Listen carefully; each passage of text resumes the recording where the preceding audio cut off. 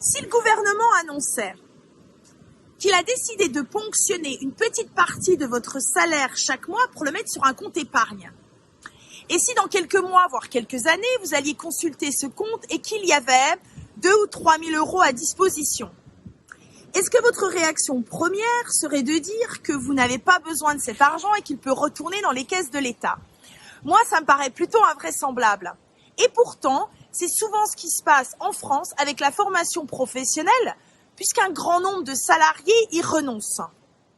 Pourquoi? On nous parle souvent de la lourdeur administrative, alors que sincèrement, elle a beaucoup été allégée ces dernières années et que je pense que beaucoup de centres de formation comme le nôtre, d'ailleurs, s'occupent de votre dossier de A à Z.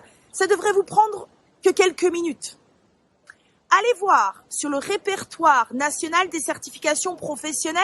Je pense que vous serez surpris par la panoplie de formations qui vous est proposée.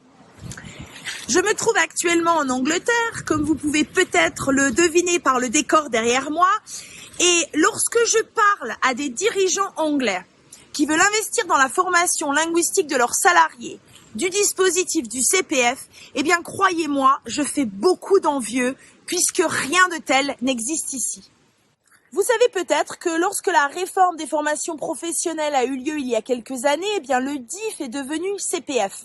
Ces fameux droits DIF ne sont maintenant valables que jusqu'à la fin de l'année. Alors si vous voulez les faire valoir et en bénéficier, surtout, il faut agir rapidement.